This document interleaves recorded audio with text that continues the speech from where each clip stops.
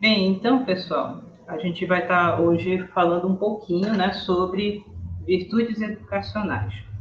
Por que eu estou usando esse tema, né? Esse tema, ele está ligado ao modelo clássico, né, ao modelo clássico de educação. Apesar da gente já ter visto uma mudança de vários modelos ao decorrer do tempo, a gente tem percebido que normalmente se volta novamente ao clássico, né? Por quê? Porque ele é referência, ele trata de todo um conjunto de conceitos que, via de regra, os outros modelos, eles ficam assim, eles melhoram muito em uma parte, mas deixa algumas outras partes sem uma continuidade, né? E, na verdade, os estudos ligados à filosofia, à epistemologia e à educação, ele tem retomado o modelo clássico e tratando algumas deficiências que tinha, porque não é perfeito, né? E aí, tratando essas deficiências, a gente tem percebido que tem dado uma certa resposta, uma resposta que tenta associar a parte cognitiva enquanto pensamento lógico com a parte emocional. E eu acho que vocês devem ter visto por aí, né? Como o pessoal tem valorizado o campo emocional. E não dá para você trabalhar o conhecimento como se fosse, primeiro, algo desencarnado, como algo puro, e não dá para trabalhar com conhecimento sem pensar as emoções que nós temos sobre eles. E o modelo clássico, ele trabalha tudo isso, né? Então, a gente vai dar uma olhada sobre como é que está sendo visto atualmente, um referencial muito recente, de menos de 20 anos, como é que ele tem tratado isso e como isso tem a ver com a BNCC. E a BNCC trabalha com competências e habilidades, e para surpresa de muita gente, competências e habilidades é uma extensão de virtudes. Então, se você entende bem virtudes, você vai entender muito bem competências e habilidades. E eu tenho percebido que alguns colegas ainda estão naquela luta de conseguir entender melhor uma competência, uma habilidade, o que uma coisa associa com a outra, né? Meu desejo é que essa aula possa contribuir para que você entenda melhor isso, né? Então, falando rapidamente sobre virtudes, vamos estar falando um pouquinho sobre virtudes intelectuais, que é aquilo que eu e você fazemos, né? O professor ele precisa ser um intelectual e o nosso aluno ele está num treinamento, uma formação intelectual, né? E vamos falar sobre as competências da BNCC a partir dessa perspectiva. Primeiramente, a gente tem que lembrar qual é o conceito de intelecto, quer dizer, entre, né, leituras. Você vai ver que você não lê somente uma única coisa. Quando você está estudando biologia, você está usando a língua portuguesa, você está usando os códigos de gráfico, né? Você está usando os códigos matemáticos, você vai estar utilizando também uma interpretação ligada ao senso comum e uma interpretação especializada em biologia. Sem contar que você vai estar fazendo tudo isso ao mesmo tempo. Então, o que é um intelectual? Um intelectual não é uma pessoa que sabe muitas informações. Não, um intelectual é uma pessoa que aprendeu a ler em vários textos. Então, ele fica ali entre textos e ele distingue e escolhe qual é o melhor para a situação. Esse conceito de intelectual, infelizmente, foi um pouquinho perdido, tem sido resgatado. Por quê? Porque acabou se causando uma imagem deformada que o intelectual é uma pessoa pedante, é uma pessoa que conhece muito, no sentido de ter muitas leituras, mas não sabe, na verdade, ler as coisas que estão na sua frente, né? Então, inicialmente, eu e vocês precisamos buscar uma formação intelectual, de aprender a ler esse mundo, aprender a ler o senso comum, aprender a ler a biologia, aprender a ler as nossas instituições, e a partir delas nós vamos fazer as nossas relações, né?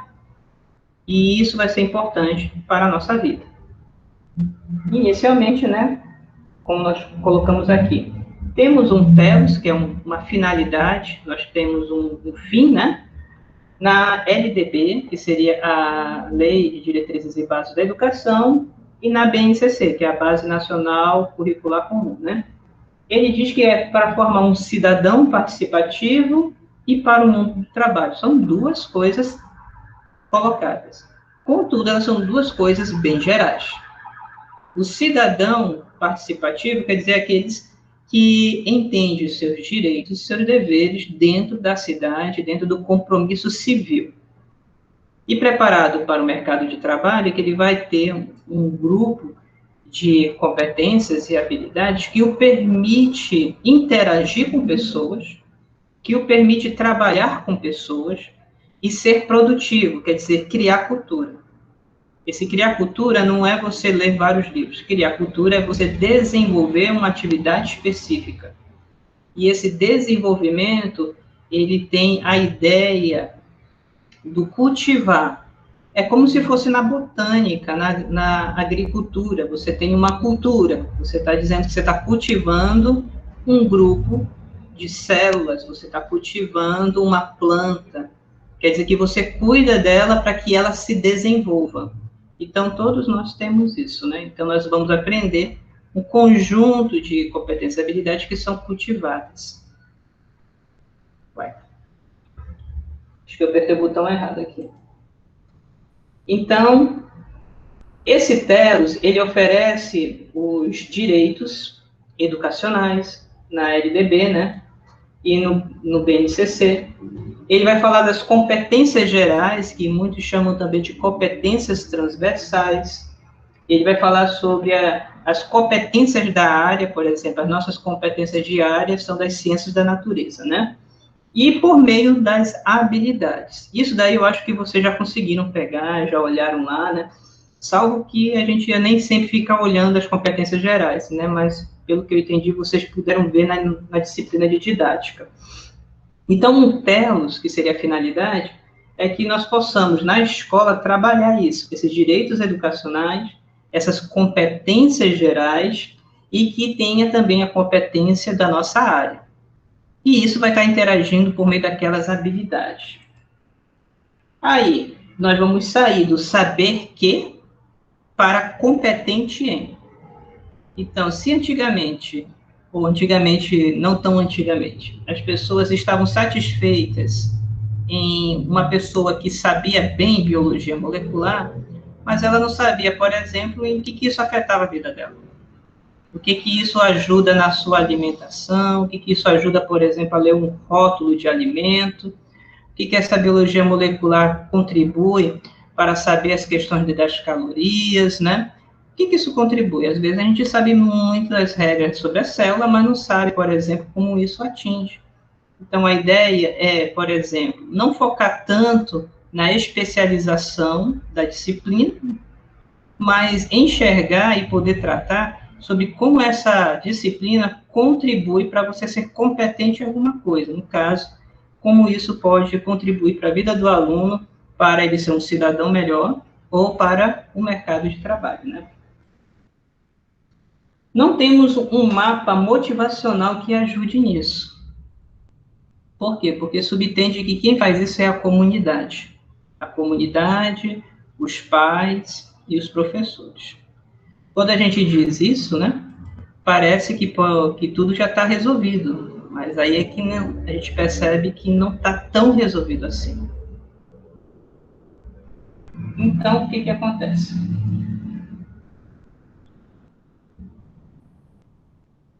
A pergunta que a gente observa muitos alunos fazerem ou dizerem de maneira tácita por meio do seu comportamento é essa. Por que eu preciso ser um cidadão participativo se eu vivo numa sociedade individualista, hedonista, quer dizer que só procura o seu próprio interesse, não está interessado pelos outros, né? Tecnologicamente excludente. Se eu tiver o equipamento da última hora, eu tenho benefícios que outras pessoas não têm. Então, uma corrida para se munir de tecnologias para poder estar, vamos dizer assim, na frente, né? Porque vou aprender habilidades para o mercado de trabalho que muda rapidamente e também, por conseguinte, pode mudar essas habilidades. uma pergunta relevante, né? Ah, eu estou aprendendo essas habilidades, eu não sei se essas habilidades realmente vão lá me ajudar. Então, para a gente poder fazer isso, a gente tem que entender que o ser humano, vamos dizer assim, ele não é simplesmente um bicho. Ele é como se fosse um tesouro. Quando você vai cultivar, você não precisa cultivar somente o externo, você tem que entender que você também cultiva o interno. Esse interno a gente chama de bens, né? Bens é aquilo que a pessoa consegue, adquiriu, né? Então, os bens internos são muito importantes como uma bússola interior para poder te ajudar a não ser indiferente. Porque se você se permitir moldar simplesmente pela sociedade, você vai se tornar tudo isso que está aqui, né? Individualista, hedonista, um obcecado por tecnologias ou outras coisas que você acha que vai trazer felicidade. Você vai estar ligado a determinadas habilidades que vão mudar. Com certeza vão mudar. Por exemplo, que a gente trabalha aqui, essas habilidades de internet, daqui a mais algum tempo você vai perceber que elas vão estar obsoletas. A gente vai ter que ter outras habilidades, né? Então, se você trabalhar os bens internos, essa pessoa ela é motivada a continuar se aperfeiçoando. Se você só trabalha a atividade externa, o que ela tem que fazer para ter nota, por exemplo, né? Ela não vai conseguir superar isso. E aí, ela não vai desenvolver bens internos, né? E é aqui que entra a ideia de virtude. É tentar arrancar a pessoa de dentro de si, no sentido de ela não ficar olhando somente para dentro de si, mas ela poder olhar para finalidades para fora de si.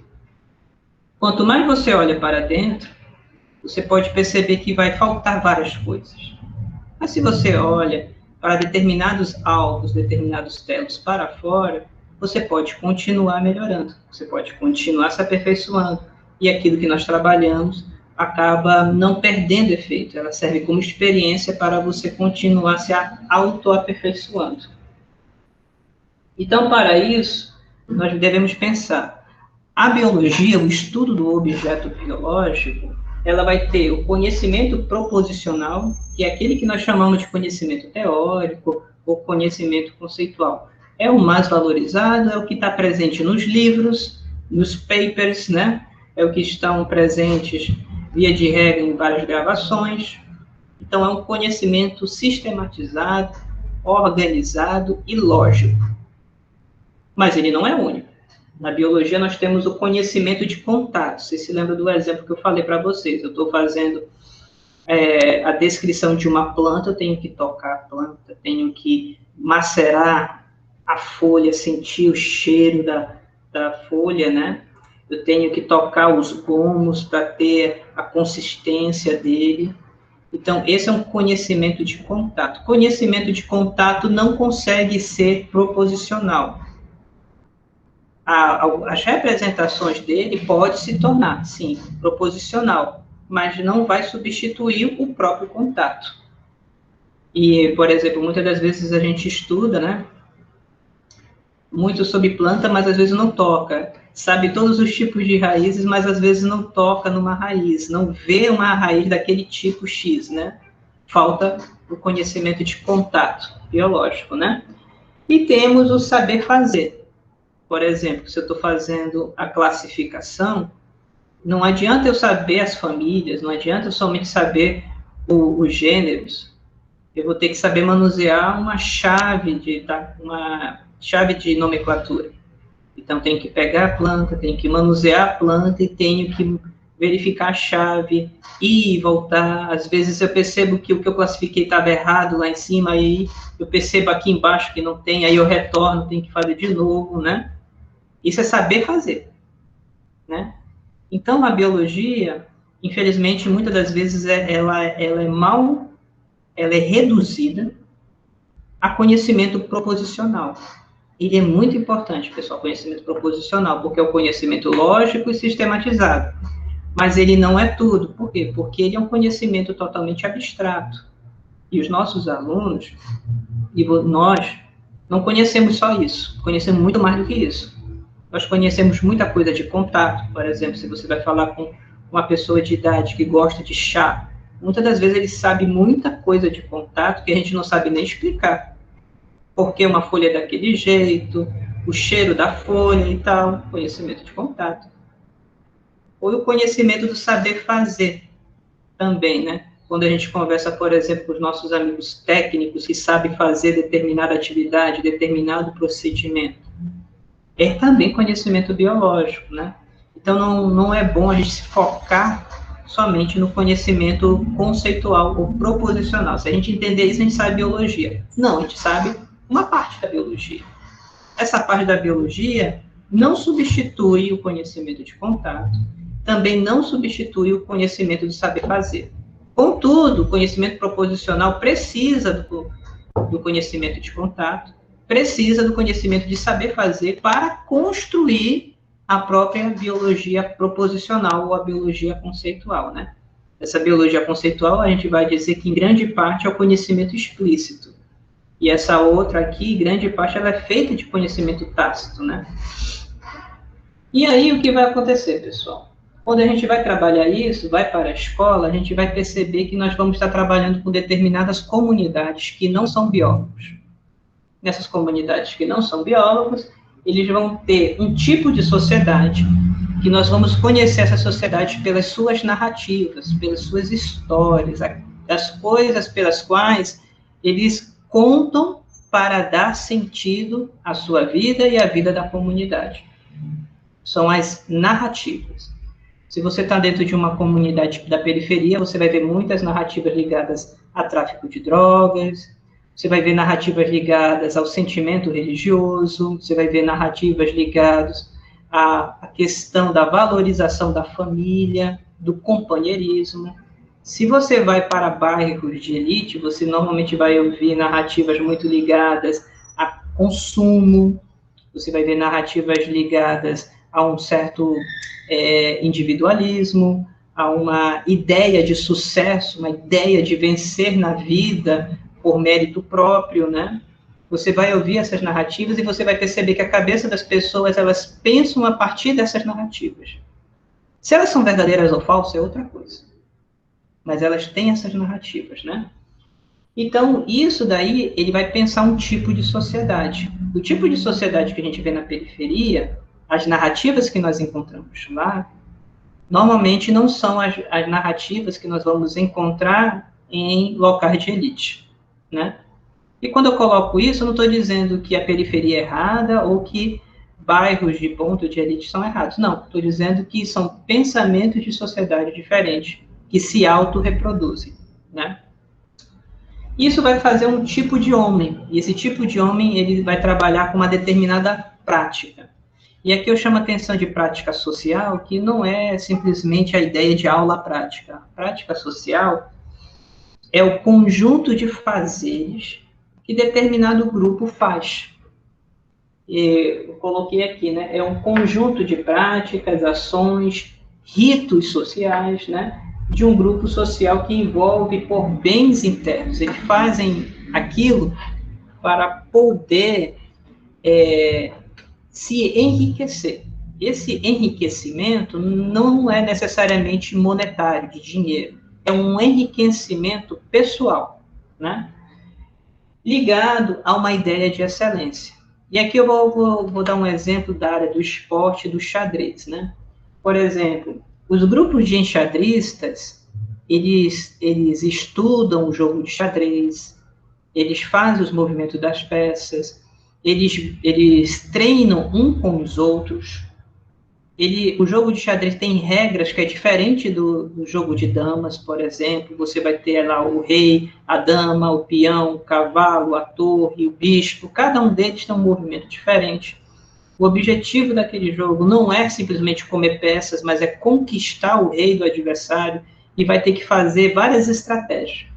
Então, para o enxadrista, ele vai começar a ter um imaginário habitado por esse grupo, pelas práticas desse grupo. Por exemplo, esse grupo treina todo sábado. Eles estudam os manuais de jogo de xadrez. Eles treinam todo dia X horas de jogo para poder melhorar. E por causa disso, eles melhoram internamente. E eles entendem, por exemplo, muitos deles, não todos, que só o fato de saber jogar bem xadrez, isso para eles basta. Como tem gente que gosta de brincar muito de videogame, né? Jogar bem o jogo e tal, isso basta, né? Então, isso é a prática social. Essa prática social ela é mergulhada nas narrativas. As narrativas dão sentido a essa prática. Por exemplo, qual é as narrativas dos enxadristas? No caso, é um conjunto de histórias que dão telos às histórias dos grandes enxadristas, né? Kasparov e assim vai, né? Quando eles começam a estudar, veem as vitórias, veem jogos assim, reviravoltas mirabolantes, aquelas narrativas sobre os jogos de xadrez que às vezes não ocorrem somente no Brasil, mas ocorrem na Rússia, nos Estados Unidos e assim por diante, habitam e criam sentidos para que eles continuem fazendo a sua prática. E por fim, a narrativa ela ajuda a trabalhar o imaginário daquele membro do grupo da prática social. Vai ancorar numa ideia de tradição.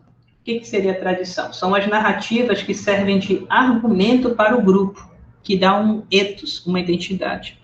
Eu até brinco, a tradição é a narrativa coletiva.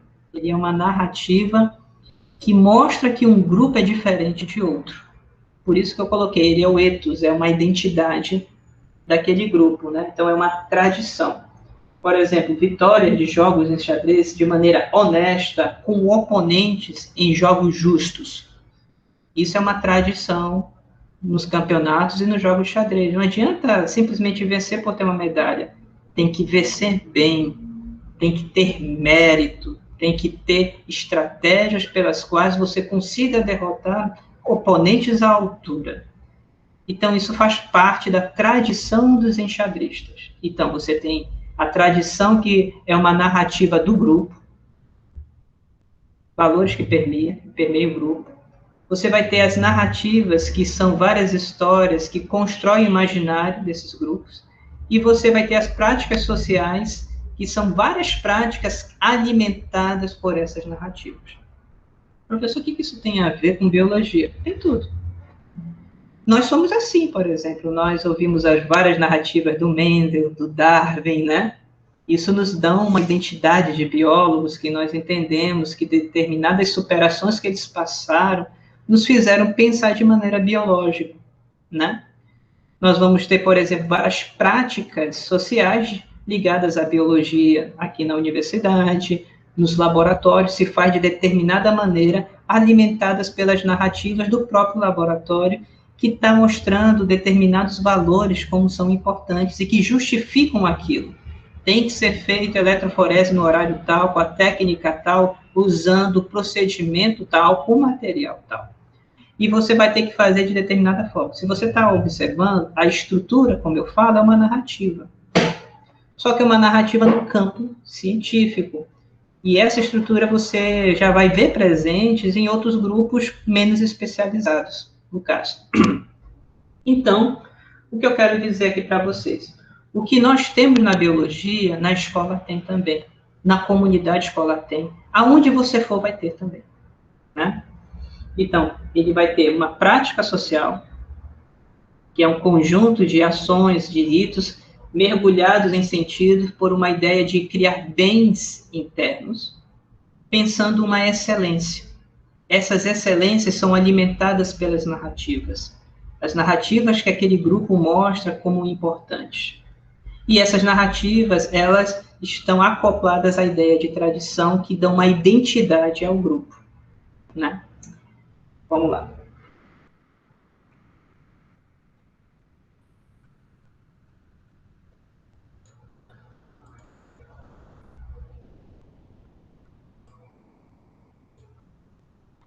Aí vamos ver a ideia de virtude. Se eu entendo que as virtudes estão ligadas às práticas sociais, alimentadas por narrativas que se identificam com uma tradição, né? aqui nós trazemos o conceito de Aristóteles, né? Virtude do caráter. Virtude do caráter é uma disposição, que seria uma ideia de capacidade. A palavra capacidade, ela é sinônimo em muitos trabalhos de competência. Para quem for ler, por exemplo, os PCNs do ensino fundamental, você não vai encontrar a palavra competência, você vai encontrar a palavra capacidade, né? Então, é uma disposição, quer dizer, é uma regra, é uma forma de você fazer aquilo, né? Uma forma regular, não é de qualquer maneira. Existe uma forma regular, existe uma disposição que envolve propósito, consistindo na medialidade relativa a nós determinadas pela razão, tal como o sensato determinaria. Vamos lá tentar destrinchar isso. Como eu falei para vocês, é uma disposição, uma capacidade, é uma forma de fazer, uma forma regular, não é de qualquer maneira. É como, por exemplo, fazer café. Não adianta você coar a água sem ter colocado antes o pó de café. Então, você não faz café de qualquer maneira, existe uma forma regular, né? Quando eu falo de disposição, existe uma forma regular, uma forma correta de ser feita aqui, né? Que envolve um propósito, tem um telos, tem um objetivo a ser alcançado. Então, nenhuma virtude ela é feita por si mesma, ela precisa de um propósito, que consiste na medialidade. Essa medialidade está falando a média entre polos. Por exemplo, entre medo e confiança, nós temos coragem. Quando você tem medo demais, você é covarde. Quando você tem confiança demais, você é prepotente. Então tem que ser a média. Coragem. Coragem não quer dizer que não tenha medo, mas ele supera aquele medo.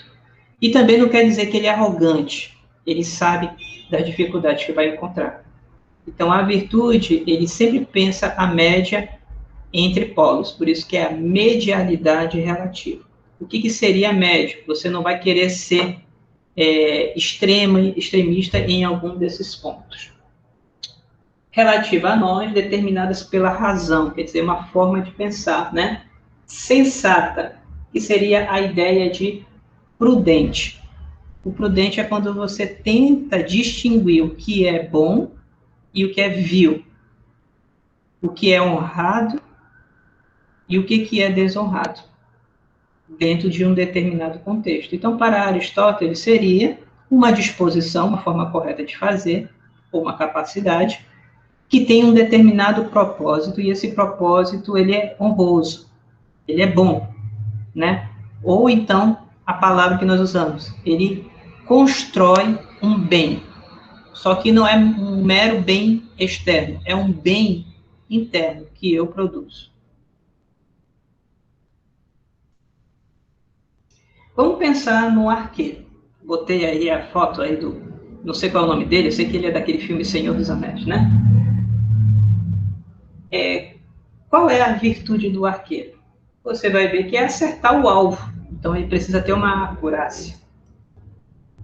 Ele precisa ser confiável na mira, né? Quer dizer que quando ele lança uma flecha, ele não vai acertar por sorte, porque está botando várias flechas. Não. Ele está acertando porque ele é confiável, ele já repetiu aquele processo várias vezes, de tal maneira que ele tem uma habilidade confiável, né? Ele vai fazer de uma forma consciente, ele não vai lançar a flecha na sorte. Ele lança de maneira consciente em um determinado alvo, esse alvo vai ser acertado, no caso, né? Ou na maior parte das vezes vai ser acertado. Ele não acerta em qualquer coisa, mas nos alvos corretos por ele mirados. Desta maneira, a virtude do arqueiro é acertar na mira de forma confiável. Logo, ele é competente no arco e flecha. Está vendo como virtude tem tudo a ver com competência, né? Então, se ele acerta na mira, ele é confiável, então ele é competente. Logo, compreende o arqueiro, né, a sua ferramenta. Quer dizer que ele sabe o que é um arco, a linha, né, do arco, a flecha, o desenho da flecha, a ponta da flecha, ele conhece tudo isso. Chamaria isso de conhecimento de contato. Ele entende o seu uso, então ele não somente conhece as ferramentas, ele sabe manuseá-la, ele sabe fazer o arco, ele sabe mirar, ele sabe aprontar, né? Ele vai saber como se colocar corporalmente, como se voltar. Então, quer dizer que ele não somente compreende as ferramentas, ele entende o processo, que é algo maior do que simplesmente compreender a ferramenta. Ele sabe tocar, manusear de maneira sábia, quer dizer que sábia no sentido de alcançar o seu objetivo. Logo, não se nasce assim, ninguém nasceu arqueiro, né? Mas se pratica em um contexto que essa ferramenta e se manifesta o caráter de arqueiro, né?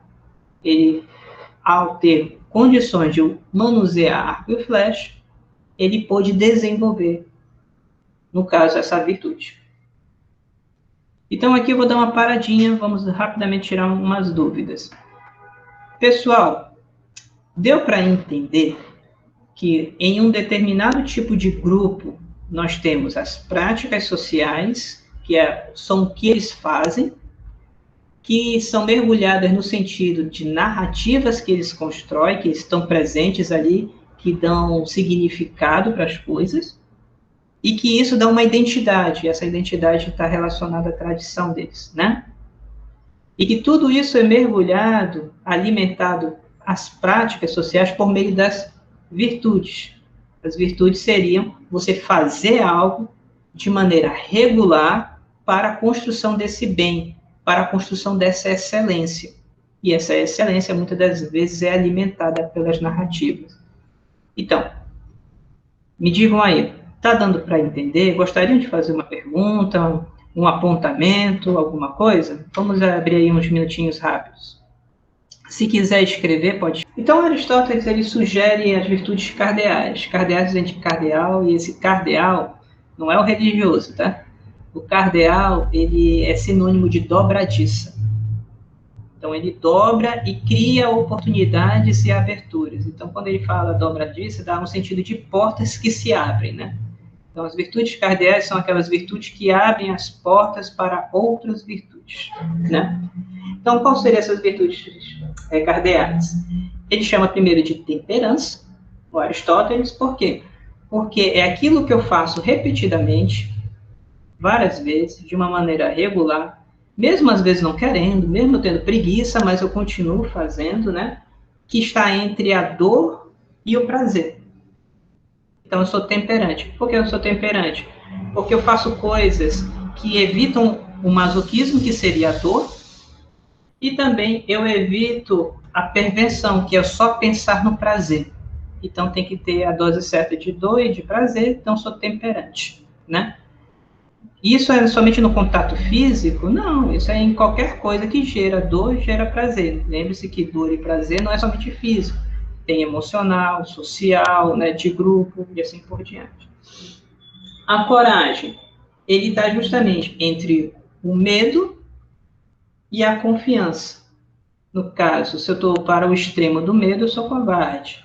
Se eu estou no extremo de confiança, eu posso ser pedante, arrogante. Então, eu tenho que estar no meio entre eles, seria a virtude de eu buscar ser corajoso.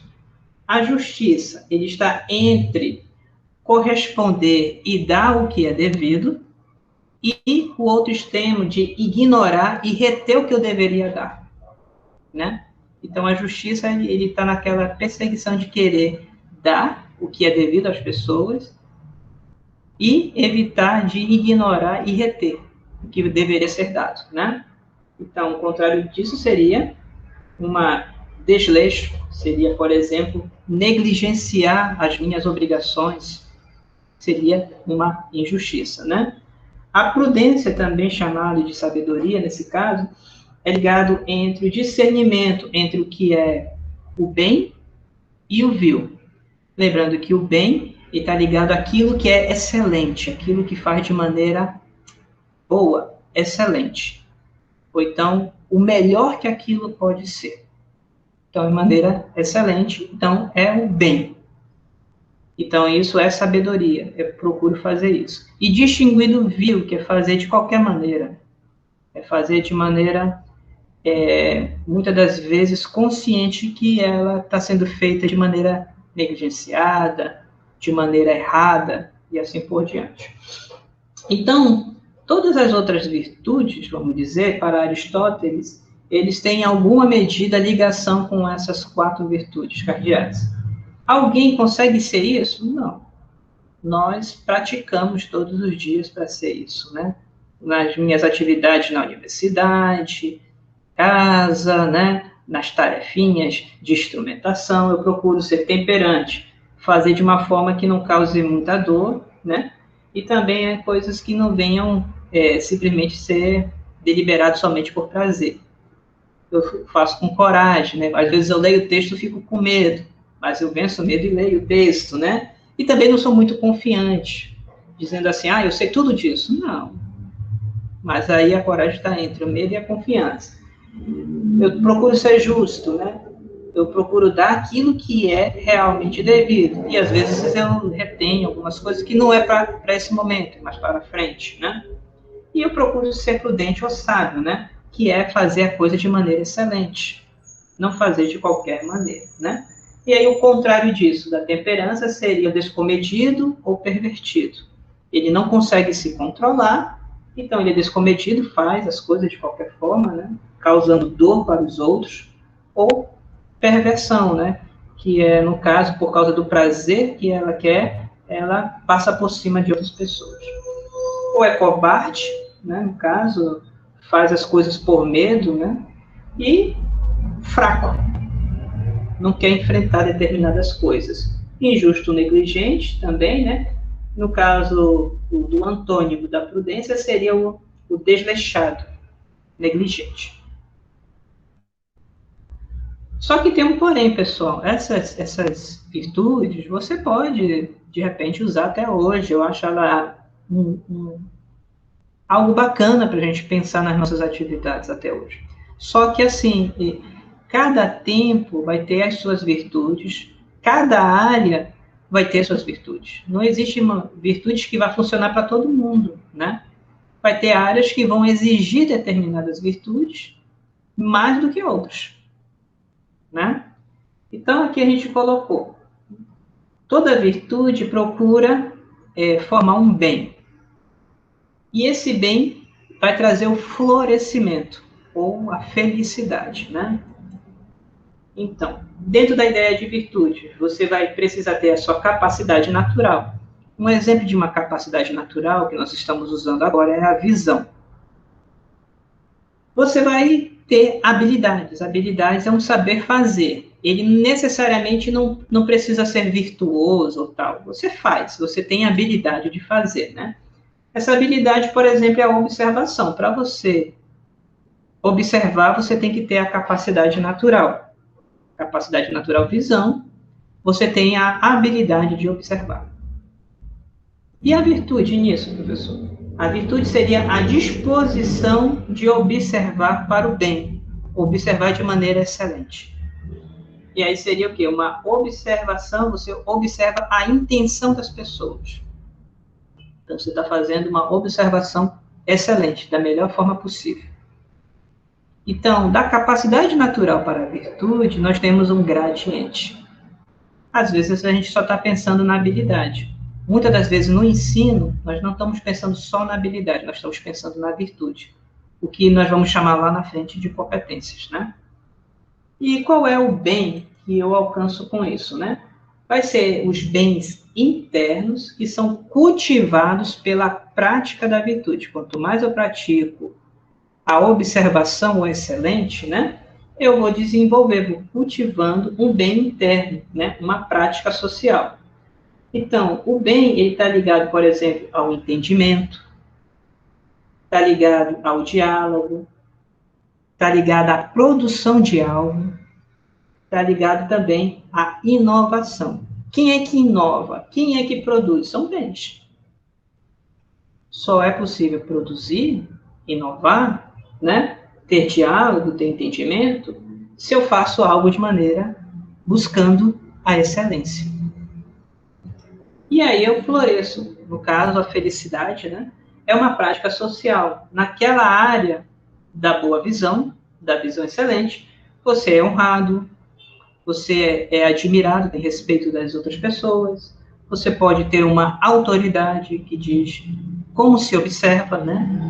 As pessoas respeitam a sua opinião sobre esse tema e traz contribuições para a sua comunidade de prática. Você produz coisas novas de tal maneira que você vai ter esse florescimento. O florescer está naquela ideia de você alcançar o ápice naquela situação que lhe trazer esse bem-estar, não simplesmente por razões financeiras ou por obrigações, mas simplesmente porque você faz as coisas de maneira excelente. Tá?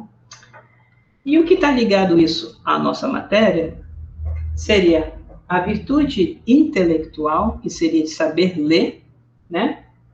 Entre leitura, no caso, vai produzir bens intelectuais, alguns lugares chamam de bens epistêmicos, quer dizer, bens de saber pensar, e que vai produzir um florescimento intelectual.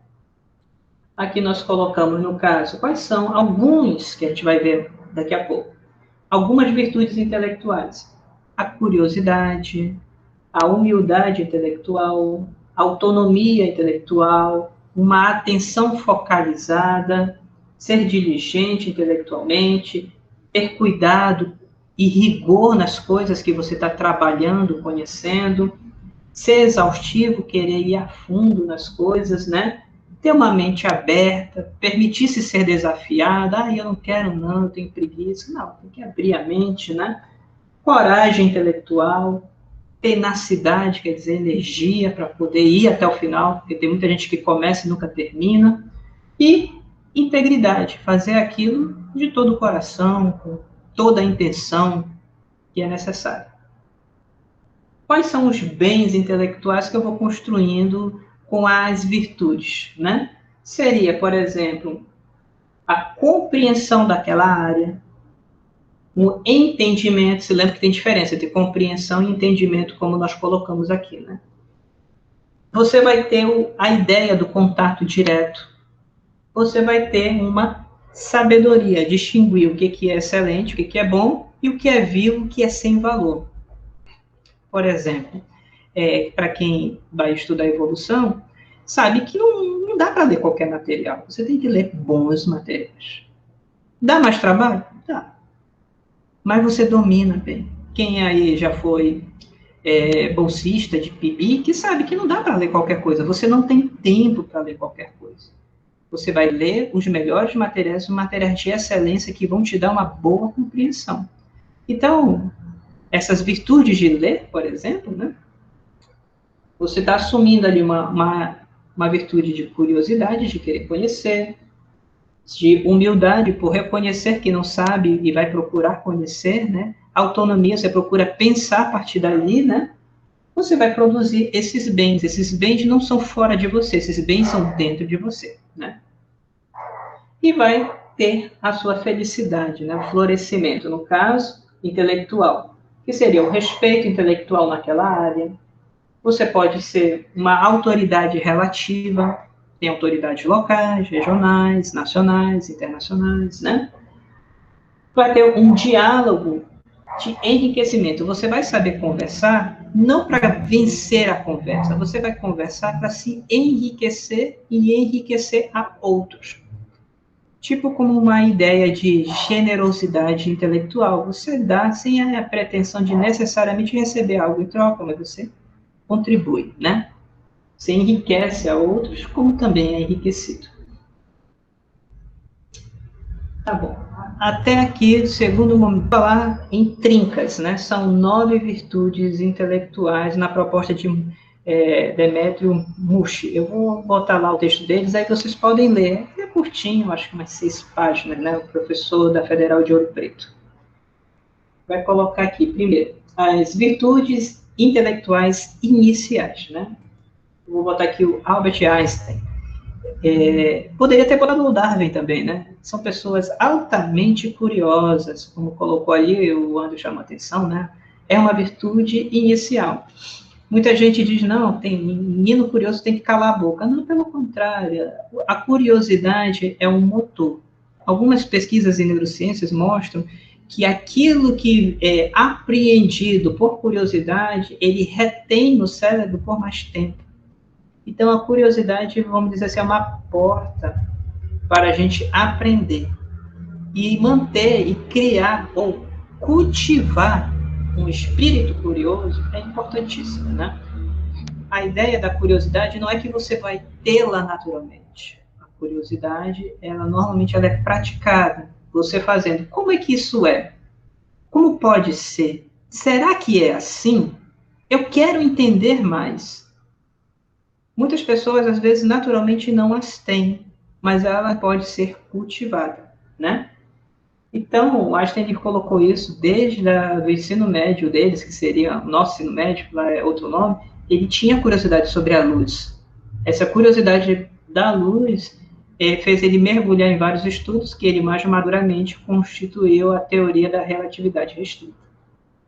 Darwin também, ele tinha muita curiosidade sobre a parte que a gente chamava de história natural e teologia natural. Muito curioso, estudou. Tanto que ele foi para ser padre, né? Eu não sei se isso foi Oxford, não me lembro qual foi o college que ele foi, né? Mas por quê? Porque a história natural e a teologia natural para ele fazia todo sentido. E isso acabou promovendo. Não era nenhuma pessoa extraordinária o Darwin, quem for ler a biografia dele. Mas a curiosidade abriu portas. Então, primeiro, a curiosidade é uma virtude intelectual inicial. É uma disposição de se encantar, né? Ponderar e perguntar por que algo, né? É uma sede por entendimento, um desejo de explorar, né? Então, seria um slogan aqui. Pense, por que isso? Vai ser a primeira virtude, né? Inicial. A segunda virtude seria a humildade intelectual, uma boa vontade em assumir as próprias limitações e falhas. A gente não sabe. Se você for me perguntar várias coisas da biologia, eu não vou saber, isso aqui eu não sei mesmo. Mas isso não impede de eu, por exemplo, ir consultar, saber procurar, saber achar. Mas não é vergonha dizer que não sabe. Se não sabe, porque não sabe, ou não fez uma determinada relação. A humildade é aquilo que promove o desejo de querer conhecer. E, infelizmente, muita gente ela tem um antônimo, que seria uma arrogância intelectual. A arrogância fecha portas, porque você não se abre a conhecer algo diferente. Se você tem uma ideia humilde, e você coloca, poxa, eu gostaria de conhecer sobre isso, você, no mínimo, vai abrir a porta para alguém conversar com você e falar um pouco mais sobre aquilo, e você sair mais enriquecido. Eu conheço alguns colegas que são muito humildes, que às vezes são pessoas que têm um estudo muito avançado numa área, chega alguém que não sabe e começa a falar. Eles jamais cortam uma pessoa. Deixam a pessoa falar. Por quê? Elas dizem, o que eu sei, eu já sei, eu quero saber o que ela sabe. Porque talvez ela venha me enriquecer, ela traga um exemplo que eu ainda não tinha pensado. Então, a humildade intelectual, ela é tanto para aqueles que conhecem, que trabalham muito tempo com aquilo, porque percebe que pode aprender cada dia mais, como aquele que realmente não sabe, de se colocar numa posição que gostaria de aprender, né? É uma das virtudes muito excelentes que precisamos ter. E a virtude da autonomia, que seria uma capacidade, uma disposição ativa de autodirigir o pensamento de maneira analítica, de maneira crítica, né? Uma habilidade de pensar e raciocinar por si mesmo, né? Se lá em cima a gente poderia dizer assim, admito que eu não sei, o slogan aqui seria, tenha coragem de pensar por si. Por exemplo, a gente vê muito isso nas redes sociais, que ultimamente eu tenho pensado de maneira negativa nas redes sociais, né? Por quê? Porque traz muita informação de maneira crítica e as pessoas não julgam, não param para pensar, é isso? É dessa maneira?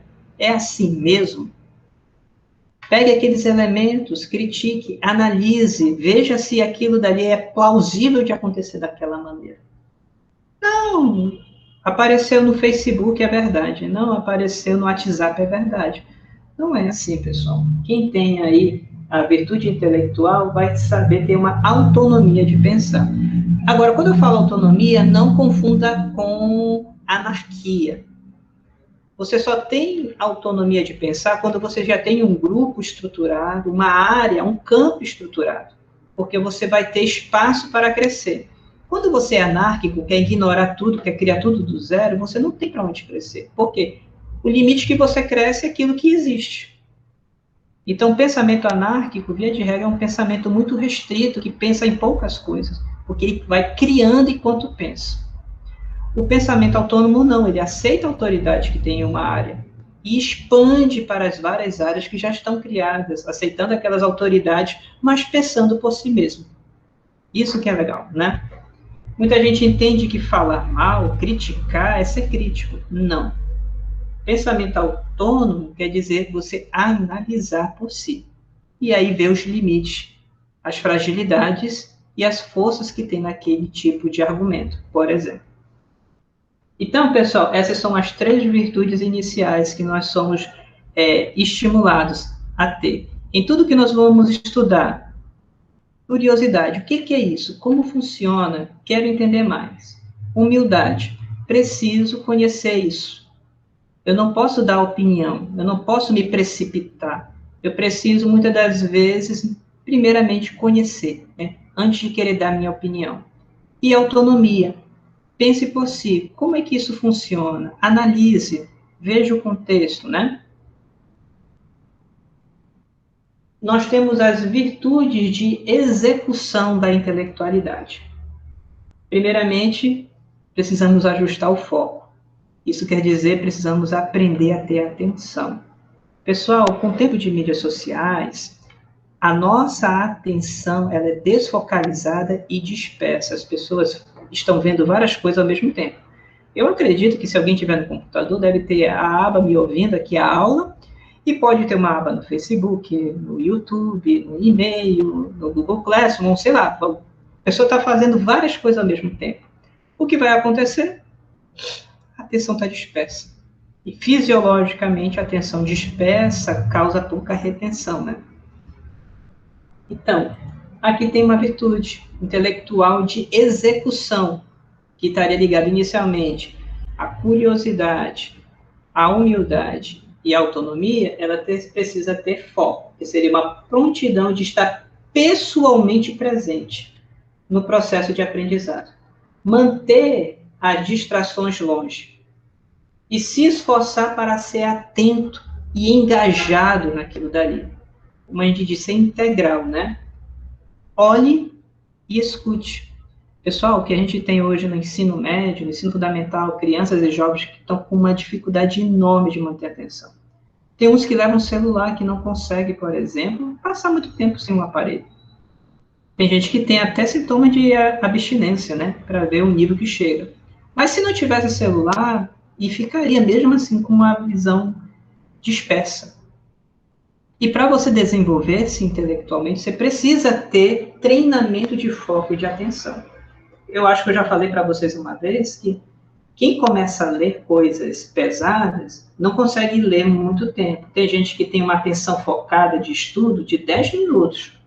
Se você estuda e você percebe que lê 10 minutos, e aí você começa devagar, você não consegue, para o tempo.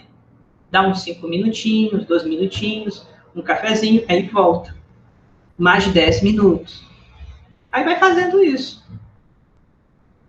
Com o tempo você vai perceber que você passa de 10, vai para 15, de 15 para 20, de 20 para meia hora. Tem pessoas que conseguem manter uma atenção focada em leitura mais de 60 minutos. As pessoas que eu já vi que fazem isso conseguem fazer entre 2 horas. Mas isso é um treinamento de anos, né? Leitura focada mesmo, sem dispersar. 2 horas seguidas. Nem todo mundo é assim. Respeite a sua capacidade e treine essa virtude de foco, né? Para isso, minha sugestão, deixe o celular na sala e você fica no quarto, não fica olhando para aquilo, né? Não deixe muitas coisas ligadas para não chamar a sua atenção. Quando você estiver lendo, pegue sua caneta, pegue o seu caderno, faça pequenos rabiscos que ajude a você a ilustrar o que você está entendendo, faça perguntas, e aí você está mantendo uma atenção focada. Sem uma atenção focada, o material que você vai ler, ele vai se dispersar. Você não vai enxergar coisas interessantes que estão ali, porque, na verdade, a sua atenção ela está dividida, né? Aqui nós vamos ter a diligência intelectual, que seria uma disposição em reparar e evitar erros e armadilhas. Se esforce e seja preciso, né? Evite o erro. Então, a diligência eu vou estudar isso de maneira correta. Se eu preciso ler a introdução, eu vou ler a introdução. Não, eu quero ir direto para os resultados. Bem, se você vai direto para os resultados, subentende que você domina a metodologia. Se você não entende a metodologia, você não vai entender os resultados. Então, por exemplo, na leitura de artigos, eu vejo muita gente que lê o resumo e lê o resultado. Para você ter uma ideia rápida do artigo, isso é bom. Mas para estudar o artigo, isso é péssimo. Você vai começar a construir viés de complementação. Você complementa aquilo que você não leu. Você inventa, em outras palavras, né? Então, não, tem que ser diligente, tem que ler bem o título, tem que ler o abstract, quais são as palavras-chave que são usadas em inglês para eu poder procurar depois, né? O que diz na introdução, quais são os principais autores, qual é a pergunta que ele faz, será que ele responde a pergunta que ele faz no artigo? Qual é a metodologia, a estrutura, como foi que ele coletou o dado, como ele analisou esse dado? Ah, ele coletou desse jeito e analisou com essa técnica. Ah, entendi. Aí vai para o resultado e vê se ele cumpre o que ele prometeu na pergunta, no objetivo, na forma de coletar e na forma de analisar. Vê as principais achados, vê o que ele discute com outras pessoas. Você está fazendo um estudo diligente. Tem gente que lê só para repetir o que está ali. Gente, um aplicativo faz isso, né? Mas um ser humano faz muito mais. Um ser humano, ele lê de maneira diligente. Ele evita os erros, ele vê a coerência, né? Então, isso daqui, ele é uma virtude de execução. E rigor, né? Uma disposição de buscar, promover boas explicações. Insatisfação com a mera aparência, com respostas muito fáceis, respostas bobinhas, sabe? Aquela resposta que não precisa nada para você chegar nela. Explorar o significado mais profundo. A ideia é mergulhe mais fundo, mergulhe mais profundo. Se você quer conhecer bem uma área, você não lê somente o texto base, você lê o texto base. Critica o texto base. Criticar não é reclamar, é ver os limites, o que ele não te falou. Procura a leitura complementar, estuda bem aquela leitura complementar, vê o que ela diz, o que os outros materiais não dizem, né? Não aceite uma resposta bobinha, como a gente diz, né? Que não precisava de leitura para chegar lá. Para isso, rigor precisa de esforço. Então, não vai ser uma leitura de 5 minutos que você vai alcançar. Indo para a nossa última sequência de virtudes, né? São as virtudes do desafio intelectual. Se você começa a cultivar curiosidade, humildade e autonomia, e você começa a aprender a exercer isso com diligência, com rigor, né? Você vai perceber que as portas vão se abrir para coisas novas, pensar coisas novas. E é até legal isso, porque isso normalmente acontece quando você percebe que a conversa das pessoas já começa a ficar um pouco chata. Não chata porque elas são inferiores, chata é porque você gostaria de ter um conteúdo melhor, né? E olha só, primeiramente, ter uma mente aberta. Primeiramente, a mente aberta seria uma habilidade em pensar fora da caixa, que seria conceder um ouvido honesto e justo a perspectivas diferentes. Por exemplo, você já pensa assim em um determinado assunto, quem pensa diferente de você? Aí você vai atrás para saber. Por quê? Porque você já sabe o que você pensa, você quer saber o que os outros pensam diferente. E aí você vai afiar a sua mente, vendo os pontos frágeis e os pontos fortes e os pontos a serem melhorados. Coragem intelectual, que eu vi uma das meninas falando, né? É uma prontidão de persistir em pensar ou comunicar, mesmo em face do medo, incluindo o medo de errar ou o medo até do constrangimento, né? Então, a coragem intelectual, muitas das vezes, todo mundo fala de um jeito. E aí você começa a ter uma mente mais aberta, você procura argumentos diferentes. E você pensa, mas não é exatamente assim. Essa resposta é muito simplória. Essa resposta é muito ideológica, é uma caixinha fechada, tem que pensar desse jeito. Não está muito certo isso não. Né? Você percebe algumas situações de falácias, erros lógicos.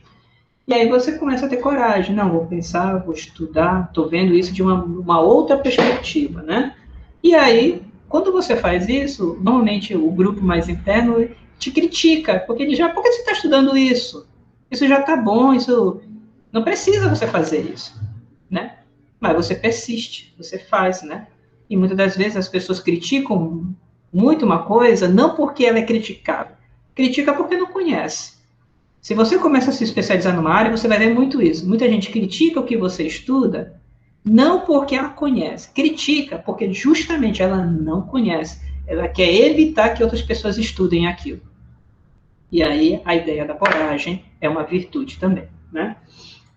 E tenacidade intelectual, que seria uma disposição e uma boa vontade de abraçar desafios intelectuais e batalhar com eles.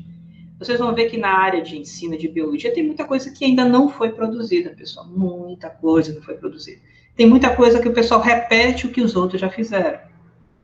Nada contra repetir, mas não tem tenacidade intelectual. Só repete, né? Apresentar coisas novas, correr atrás, correr o risco de estar estudando algo novo, e muitas das vezes, mas não tem muita gente que fala sobre isso. Se não tem, quer dizer que o campo está aberto. Então, você pode pesquisar sobre isso. Você pode estudar, trazer, por exemplo, controvérsias sociobiológicas, controvérsias ambientais, né? E aí ninguém fala sobre isso. Aí você é o cara, talvez, que seja a pessoa ideal para fazer isso, trazer isso para a escola, para a comunidade, trazer isso, talvez, para a faculdade, né? Tenacidade. Abrace as lutas, né? Bem, das virtudes, o que isso tem a ver com as competências da BNCC, né? Primeiro, virtudes de caráter se alocam para práticas sociais, na formação de bens internos, em um contexto narrativo, em uma determinada tradição. Aonde a gente está vendo isso? Nós estamos vendo isso no nosso contexto brasileiro, na BNCC. Aqui está mostrando o nível das competências gerais, né? Que a gente trabalha em toda a educação básica. Primeira competência, conhecimento. Isso é uma competência? Na BNCC é como você conhece. Pensamento científico, crítico, criativo. Senso estético, que seria a ideia de beleza, de harmonia, né? Comunicação, como é que você se expressa e como você recebe determinadas comunicações. Argumentação, como você trabalha o seu argumento, ele é bem elaborado, ele tem tese, ele tem amarrações e bases, ele tem conclusão, não é uma falácia, ele é indutivo, ele é dedutivo, ele é uma abdução, ele é uma analogia, né? Cultura digital, como nós manuseamos as ferramentas, como nós estamos fazendo agora, né? Autogestão, como você organiza o seu tempo, os afazeres da escola, da sua organização, se você já é responsável pela sua casa, né? Autoconhecimento, né? E autocuidado. Aqui eu coloquei da empatia e cooperação, pensar no outro, né? A partir do outro, uma generosidade. E a autonomia que nós colocamos lá. Fazer as coisas por si, não precisa alguém estar mandando. Tá? Então, as virtudes mudam de acordo com o tempo, a tradição e a prática social. Cada área da sociedade vai ter uma ideia de tradição, de narrativas e de práticas sociais, né? Vai ter coisas mais gerais que nos unem como povo brasileiro, que nos une como povo amazonense, mas tem coisas que nos unem como biologia. Então, nós podemos pensar nessa chave, né? Tradição, narrativas e práticas, e dentro dessas práticas alimentadas por virtudes. Coisas que só fazem nesse meio e não fazem em outro meio, né? Ou não tem tanto empenho em fazê-las. As competências da BNCC são semelhantes às virtudes para a formação do cidadão participante e para o mundo do trabalho no contexto amazonense e no contexto brasileiro. Essas são as competências. A gente poderia dizer, essas são as virtudes que nós queremos. Percebam que isso daqui não é virtudes intelectuais. Isso aqui são virtudes de vida. Uma vida como um todo. Eu apresentei as intelectuais como um início, mas aqui está mostrando como um todo. Se a gente não olhar para isso, as nossas aulas perdem o norte, vamos assim dizer, né? Apesar da nomenclatura diferente, podemos dizer que a competência é como virtude. As disciplinas são como as práticas sociais. As orientações curriculares são como se as nossas narrativas, né? E as concepções pedagógicas são as nossas tradições. Então, como orientar nossa prática aqui, nossa prática social na disciplina de biologia? Primeiro, vejo o telos, né? A formação do cidadão e a preparação do mercado de trabalho. Será que a sua aula, ela mira em algum desses pontos? Ou, de repente, nos 2 pontos, né? Habitar nas narrativas, né? Consulte, entenda as orientações curriculares. Tem gente que só estuda biologia, mas não pega a BNCC, não pega a LDB, não pega o PCN, não lê nada daquilo. Então, não vê, por exemplo, o que eles dizem os alunos no Brasil estão precisando estudar sobre isso. Estão precisando de determinadas práticas. Não sabe, nunca lê. As narrativas no meio da escola não são as narrativas biológicas, são as narrativas educacionais. E essas narrativas educacionais estão muito presentes nesses documentos. Só lá, não, mas muitas delas estão lá, né? Então, precisamos conhecê-las para poder fazer propostas consistentes, propostas rigorosas, propostas relevantes para a nossa escola, né? As teorias vigentes, tanto científicas como educacionais, as narrativas da nossa comunidade, porque cada comunidade escolar é diferente, a comunidade do Petrópolis, das escolas do Petrópolis é diferente da comunidade da Raiz, que é diferente da Zona Leste, que é diferente da Zona Norte, que é diferente do centro de Manaus, né? E participar da tradição, né? Veja se essas narrativas protegem realmente a escola e se constrói ao longo do tempo, a longo prazo, felicidades. Que seria o florescimento, se isso leva os seus alunos a serem felizes. Lembra assim, professor, mas eles ficam tão chateados quando eu ponho eles para estudar genética e tal, fazer cálculo de proporção.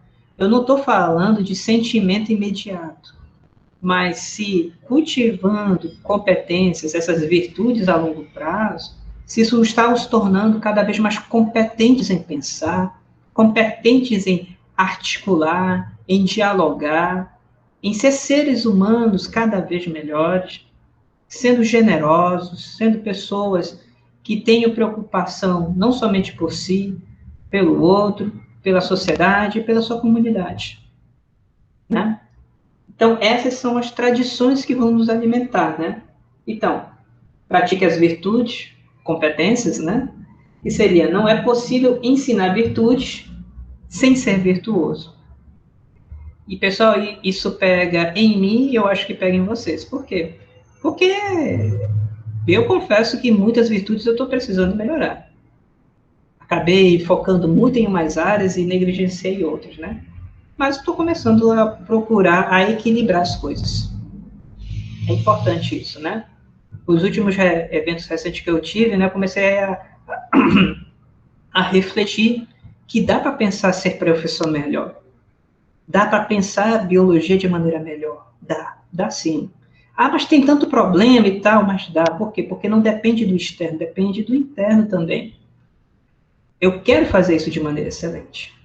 Então, esse desejo de fazer a coisa de maneira excelente é algo virtuoso, não é algo viciante, de vício, né? O vício, ele é o contrário da virtude. Ele tem regularidade, só que o telos deles não é um telos para a excelência.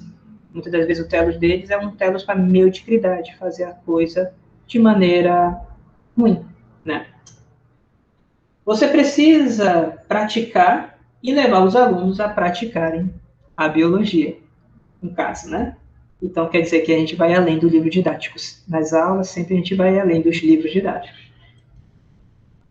Então, o caminho da virtude, ele é trabalhoso e ele é demorado. Só vou sair daqui da disciplina professor virtuoso? Bem que eu queria, mas não. Você vai trabalhar a virtude ao decorrer do tempo.